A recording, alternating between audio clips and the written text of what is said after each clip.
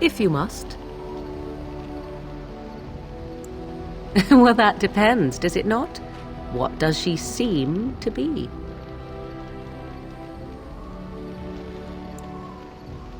You mean, is she truly the Flemeth of legend and story? Tell me, how much do you know of the tale? The one that the chastened still tell of my mother, to frighten them into obedience.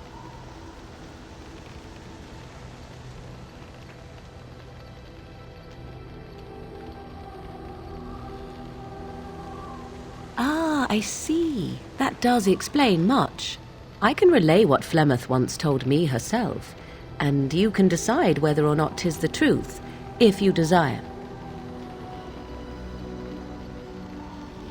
As the tale is sung by the bards, there was a time when Flemeth was young and beautiful, a fair lass in a land of barbarian men, the desire of any who saw her.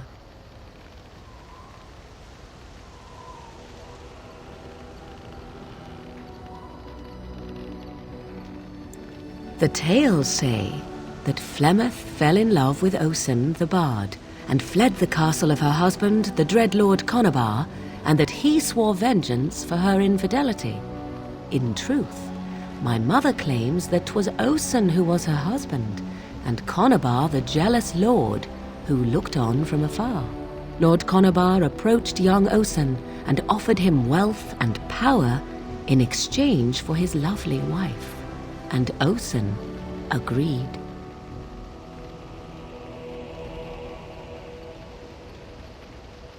The life of a bard is a poor one, and love fades in the wake of hunger.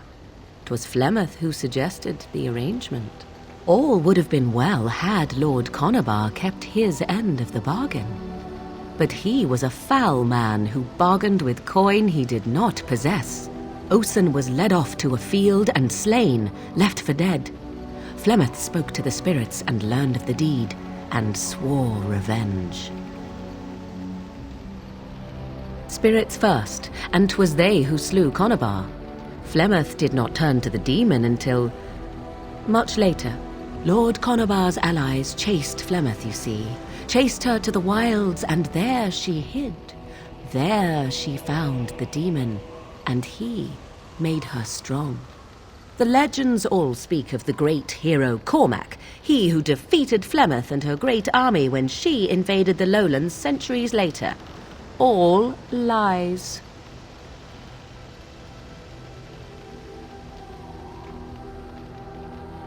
You would be surprised at how little my mother cares for what I or others think of her past. The truth of the matter is that there was never an invasion. As Flemeth tells it, the Chastened never raised an army under her banner, and she never fought with any warrior named Cormac.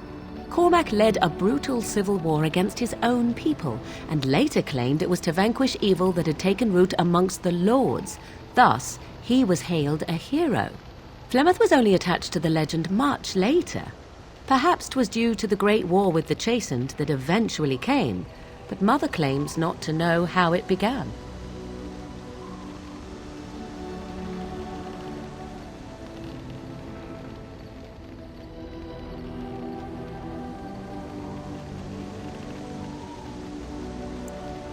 The demon within her has transformed her into something else. An abomination, perhaps some would say. I know not. I only know my mother is clever, and she is part of the wilds as it is part of her. But she is no immortal. She bleeds. A blade in her heart would kill her like any other, were it lucky enough to find her.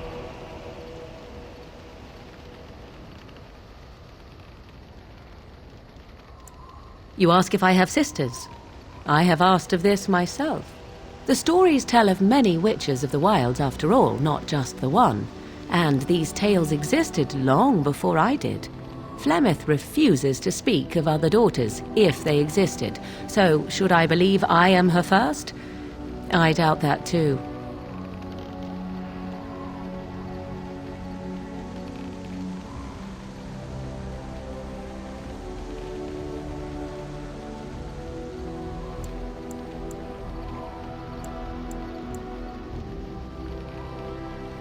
The Chastened tell of a falling out between Flemeth and her daughters.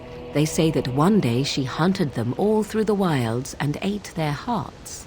It may be true. I have never seen another witch or heard of one. Perhaps one day Flemeth will eat my heart as well.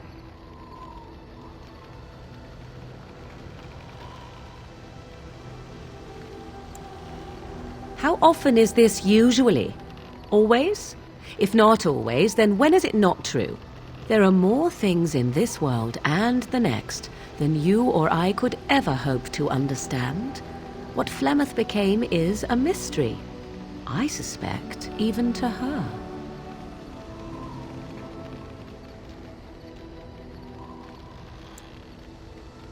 Flemeth tells it with far more embellishment than I, but you are welcome. Dare I ask of your own mother? Few are abominations of legend, 'tis true, but I find myself curious nevertheless.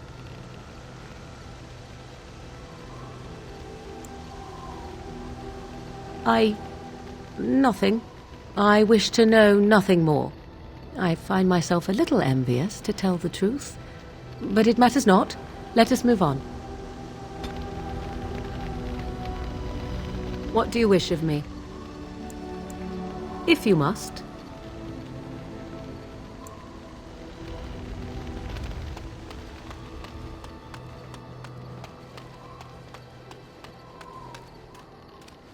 Hello.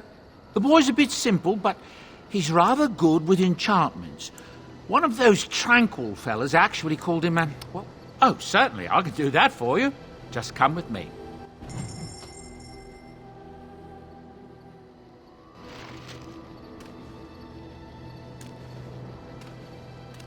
You and your friends are formidable folk, indeed. It's good to have you along on the road. I suppose since you told me about you being a Grey Warden, it's only fitting for me to be as open. I am originally from Orzammar, the famed dwarven city that lies beneath the stately Frostback Mountains. I was a merchant there, too. Merchant caste. These things are in the blood, you know. You can't just leave them behind. I ran a fairly successful business. Rare artifacts, you know. Old things, grand things. The nobles loved them. Reminded them of the lost glory days, I suppose.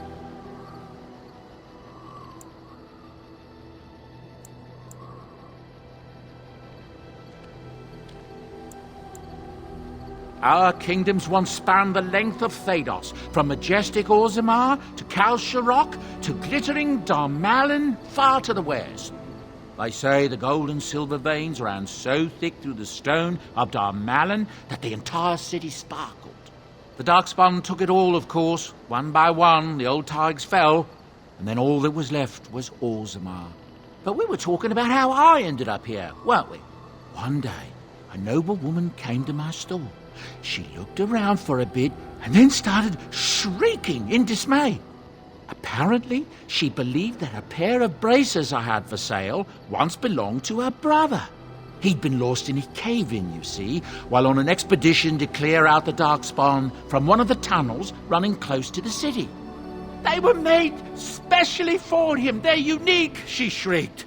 He stole them from my poor brother's corpse. She had me arrested on the spot, of course. Nobles, they're touchy like that.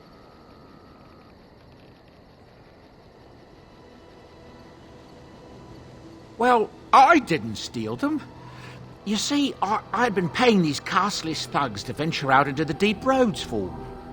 The lost tigers. They're full of things that people left behind. Sometimes you can find a treasure. Something worth a little gold.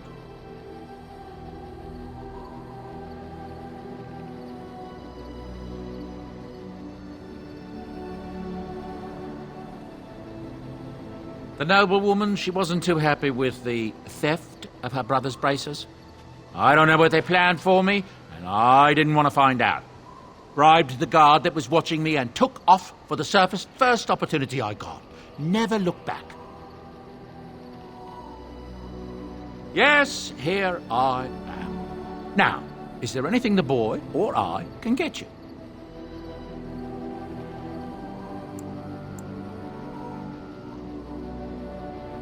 Look, we don't rob